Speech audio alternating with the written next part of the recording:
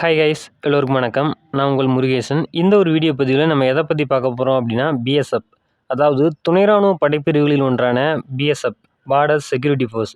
இதை பொறுத்த வரைக்கும் மினிஸ்ட்ரி ஆஃப் ஹோம் அஃபேர்ஸ் கீழே தான் வரும். அதாவது உள்துறை அமைச்சகத்தின் கீழ் தான் இது வந்து செயல்படும். டெப்யூட்டி கமாண்டன்ட்லேருந்து 2024க்கான நோட்டிஃபிகேஷன் பற்றி தான் பார்க்க போகிறோம். ஆல்ரெடி பார்த்தீங்க அப்படின்னா பிஎஸ்எஃப்லேருந்து வந்த ஒவ்வொரு நோட்டிஃபிகேஷனும் தனித்தனியாக வீடியோ நம்ம அப்லோட் பண்ணியிருக்கோம். அதுக்கான லிங்க் பார்த்தீங்க அப்படின்னா நான் வந்து டிஸ்கிரிப்ஷனில் அதுக்கான பிளேலிஸ்ட் லிங்க் கொடுத்துருக்கேன், மறக்காமல் செக் பண்ணி பாருங்கள். இதுக்கு பார்த்தீங்க அப்படின்னா மேல் அண்ட் ஃபீமேல் 2 பேருமே எலிஜிபிள் தான். இந்த போஸ்ட்டை பொறுத்த வரைக்கும் குரூப் ஏ கேஜெட் நான் மினிஸ்ட்ரியல் கம்பேட்டிஸ்டு போஸ்ட்டு கீழே வரும். இதுக்கான செலெக்ஷன் ப்ராசஸை பொறுத்த வரைக்கும் ஃபஸ்ட்டு பார்த்தீங்க அப்படின்னா ரிட்டன் எக்ஸாமினேஷன் இருக்கும். இரண்டாவதாக இதுக்கான document verification and physical standard test இருக்கும். அடுத்து பார்த்தீங்க அப்படின்னா oral practical test and interview இருக்கும். அடுத்து லாஸ்ட்டாக பார்த்தீங்க அப்படின்னா இதற்கான மெடிக்கல் எக்ஸாமினேஷன் இருக்கும். ஃபைனலாக இதுக்கான ஃபைனல் மெரிட் இருக்கும். இதுதான் இதுக்கான செலெக்ஷன் ப்ராசஸ். இதன்படி தான் அவங்களுமே ஃபாலோ பண்ணுவாங்க. அதே மாதிரி நம்முடைய டெலகிராம், இன்ஸ்டாகிராம், ஃபேஸ்புக், வாட்ஸ்அப் எல்லாத்துலேயுமே வந்து ஃபாலோ பண்ணிக்கோங்க. இந்த டெலகிராம், வாட்ஸ்அப்பில் பார்த்தீங்க அப்படின்னா இதுக்கான பிடிஎஃப், இதுக்கான லிங்க் எல்லாமே வந்து அதில் தான் கொடுப்போம். மறக்காமல் ஃபாலோ பண்ணி வச்சுக்கோங்க, உங்களுக்கு யூஸ்ஃபுல்லாக இருக்கும். பேஸ் 1ல் பார்த்தீங்க அப்படின்னா உங்களுக்கான ரிட்டன் எக்ஸாமினேஷன் இருக்கும். இந்த ரிட்டன் எக்ஸாமினேஷன் பார்த்தீங்க அப்படின்னா பேப்பர் 1, பேப்பர் 2 அப்படின்ற மாதிரி இருக்கும்.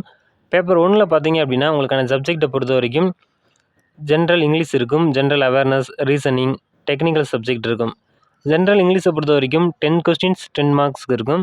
ஒரு கொஸ்டின் வந்து 1 மதிப்பெண் அப்படின்ற அடிப்படையில் கொடுத்துருக்காங்க. ஜென்ரல் அவேர்னஸ் பார்த்தீங்க அப்படின்னா 20 கொஸ்டின்ஸ் 20 மார்க்ஸ். ரீசனிங்கை பொறுத்த வரைக்கும் 10 கொஸ்டின்ஸ் 10 மார்க்ஸ். டெக்னிக்கல் சப்ஜெக்டை பொறுத்த வரைக்கும் 60 கொஸ்டின்ஸ் 60 மார்க்ஸ் இருக்கும். 100 கொஸ்டின்ஸ், அதாவது 100 வினாக்கள் 100 மதிப்பெண்களுக்கு வந்து கண்டக்ட் பண்ணுவாங்க. இதுக்கான எக்ஸாம் டியூரேஷனை பொறுத்த வரைக்கும் 1 hour 30 minutes, அதாவது 1 மணி நேரம் 30 நிமிடங்கள் இதுக்கான எக்ஸாமினேஷன் வந்து கனெக்ட் பண்ணுவாங்க. செகண்ட் பேப்பரில் பார்த்தீங்க அப்படின்னா இது பொறுத்த வரைக்கும் அப்ஜெக்டிவ் டைப்பில் தான் இருக்கும். இதுக்கான எக்ஸாம் டியூரேஷனை பொறுத்த வரைக்கும் 2 hours இருக்கும்.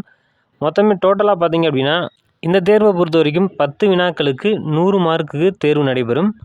நெக்ஸ்ட் பார்த்தீங்க அப்படின்னா physical standard test. Physical standard டெஸ்ட்டை பொறுத்த வரைக்கும் ஹைட்டை பொறுத்த வரைக்கும் மேலுக்கு பார்த்தீங்க அப்படின்னா 165 சென்டிமீட்டர் இருக்கணும். ஃபீமேலுக்கு ஹைட்டை பொறுத்த வரைக்கும் 157 சென்டிமீட்டர் இருக்கணும். செஸ்ட்டை பொறுத்த வரைக்கும் நார்மலாக 81 சென்டிமீட்டர் இருக்கணும். 5 சென்டிமீட்டர் நீங்கள் எக்ஸ்பென்சிவ் பண்ணுற மாதிரி இருக்கும். ஃபீமேலுக்கு வந்து செஸ்ட் மெஷர்மெண்ட் கிடையாது. வெயிட்டை பொறுத்த வரைக்கும் மேல் வந்து 50 kg இருக்கணும். ஃபீமேலுக்கு பார்த்தீங்க அப்படின்னா வெயிட்டை பொறுத்த வரைக்கும் 46 kg இருக்கணும். நெக்ஸ்ட் பார்த்தீங்க அப்படின்னா ஓரல் ப்ராக்டிக்கல் டெஸ்ட். இதை பொறுத்த வரைக்கும் நாலேஜ் சப்ஜெக்டில் பார்த்தீங்க அப்படின்னா 25 மார்க்ஸ் இருக்கும். பர்சனாலிட்டியில் 5 மார்க்ஸ் இருக்கும். ஜென்ரல் அவேர்னஸில் 10 மார்க்ஸ் இருக்கும். எக்ஸ்ட்ரா கரிக்குலர் ஆக்டிவிட்டியில் 5 மார்க்ஸ் இருக்கும். டோட்டலாக பார்த்தீங்க அப்படின்னா 50 மார்க்ஸுக்கு உங்களுக்கான ஓரல் ப்ராக்டிக்கல் டெஸ்ட் இருக்கும். அதே மாதிரி என்சிசி சர்டிஃபிகேட் பார்த்தீங்க அப்படின்னா என்சிசி சி சர்டிஃபிகேட்டுக்கு 5 மார்க்ஸுக்கும், என்சிசி பி சர்டிஃபிகேட்டுக்கு 3 மார்க்கும், என்சிசி ஏ சர்டிஃபிகேட்டுக்கு 2 மார்க்கும் கொடுப்பாங்க. இந்த போஸ்ட் என்ன போஸ்ட் அப்படின்னு பார்த்தீங்க அப்படின்னா junior aircraft maintenance engineer deputy commandant. இதுக்கான குவாலிஃபிகேஷனை பொறுத்த வரைக்கும் நீங்கள் கிராஜுவேட் பார்த்தீங்க அப்படின்னா ஏர்க்ராஃப்ட் மெயின்டெனன்ஸ் இன்ஜினியரிங்கில் நீங்கள் முடிச்சிருக்கணும்.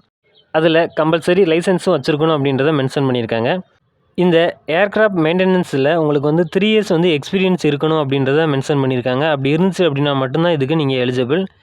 இல்லை அப்படின்னா நீங்கள் வந்து இன்ஜினியரிங் டிகிரி வந்து நீங்கள் வந்து mechanical or electrical or electronics and telecommunication aeronautical ஸ்ட்ரீமில் நீங்கள் கம்ப்ளீட் பண்ணியிருந்தாலும் இதுக்கு தாராளமாக அப்ளை பண்ண முடியும். நெக்ஸ்ட் பார்த்தீங்க அப்படின்னா இதுக்கான ஏஜ் லிமிட். ஏஜ் லிமிட்டை பொறுத்த வரைக்கும் இந்த junior aircraft maintenance engineering deputy commandant இதுக்கான ஏஜ் லிமிட் பார்த்தீங்க அப்படின்னா 35 வயதுக்குள்ளே இருக்கணும். 35 வயதுக்குள்ளே இருந்துச்சு அப்படின்னா மட்டும்தான் இதுக்கு நீங்கள் எலிஜிபிள். இதுக்கான ரிலாக்ஸேஷனுமே கொடுத்துருக்காங்க. எஸ்சி எஸ்டிக்கு 5 years ரிலாக்ஸேஷனும், ஓபிசி கேட்டகரியில் இருக்கவங்களுக்கு 3 years ரிலாக்ஸேஷன் கொடுத்துருக்காங்க. உங்களுக்கு ஒருவேளை ஏஜ் பார் ஆயிடுச்சு அப்படின்னா இந்த ஒரு ரிலாக்ஸேஷன் யூஸ் பண்ணி நீங்கள் தாராளமாக விண்ணப்பிச்சு ட்ரை பண்ண முடியும். இதுக்கான சேலரியை பொறுத்த வரைக்கும் லெவல் 11ல் 67,700லேருந்து 2,87,000 வரைக்கும் பே பண்ணுவாங்க. நெக்ஸ்ட் பார்த்தீங்க அப்படின்னா வேகன்சி டீட்டெயில்ஸ். வேகன்சி டீட்டெயில்ஸை பொறுத்த வரைக்கும் இந்த junior aircraft maintenance engineering deputy commandant பார்த்தீங்க அப்படின்னா விங்கை பொறுத்த வரைக்கும் MI-17 wing, ALH through, fixed wing அப்படின்ற மாதிரி கொடுத்துருக்காங்க. இந்த MI-17ல் பார்த்தீங்கன்னா மெக்கானிக்கலில் URல ஒரே ஒரு வேகன்சி தான் இருக்குது. ஏவியோனிக்கில் URல ஒரு வேக்கண்டும், ஓபிசியில் ஒரு வேக்கண்டும், டோட்டலாக பார்த்தீங்கன்னா 2 வேக்கன்சி இருக்குது. அதே மாதிரி ALH துருவில் பார்த்தீங்க அப்படின்னா மெக்கானிக்கலில் URல ஒரு வேக்கண்டும், EWCயில் ஒரு வேக்கண்டும், டோட்டலாக 2 வேக்கன்சி இருக்குது. ஃபிக்ஸ்டு விங்கில் ஏவியோனிக்ஸில் பார்த்தீங்க அப்படின்னா URல 2 வேக்கன்சி இருக்குது. டோட்டலாக 2 வேக்கன்சி இருக்குது. டோட்டலாக URல 5 வேக்கண்டும், EWCயில் ஒரு வேக்கண்டும், ஓபிசியில் ஒரு வேக்கண்டும், டோட்டலாக பார்த்தீங்க அப்படின்னா 7 வேக்கன்சி இருக்குது. இதுக்கு நீங்கள் எப்படி அப்ளை பண்ண முடியும் அப்படின்னா, ஆன்லைன் மூலமாக மட்டும் தான் நீங்கள் வந்து அப்ளை பண்ணுற மாதிரி இருக்கும். அவங்களுடைய அஃபிஷியல் வெப்சைட்டான https.recdt.bsf.gov.in இந்த ஒரு வெப்சைட்டில் போய் தான் நீங்கள் விண்ணப்பிக்கிற மாதிரி இருக்கும். இதுக்கான அப்ளிகேஷன் டேட் பார்த்தீங்க அப்படின்னா 26/5/2024 இருந்து 24/6/2024 வரைக்கும் இந்த ஒரு அப்ளிகேஷன் கரண்ட்டில் ஓப்பனாக இருக்கும். அதுக்குள்ளே நீங்கள் எலிஜிபிளாக இருந்தீங்க அப்படின்னா விண்ணப்பிச்சு ட்ரை பண்ணுங்கள். அதே மாதிரி இதுக்கான அப்ளிகேஷன் ஃபீஸை பொறுத்த வரைக்கும் 400 நீங்கள் பே பண்ணுற மாதிரி இருக்கும். ப்ளஸ் 47 ருபீஸ் வந்து இதுக்கான சர்வீஸ் சார்ஜும் பே பண்ணணும். இந்த பேமெண்ட்டை பார்த்தீங்க அப்படின்னா நீங்கள் net banking, credit card, debit card இந்த மாதிரியான பேமெண்ட் மெத்தடை யூஸ் பண்ணி தான் நீங்கள் பே பண்ண முடியும்.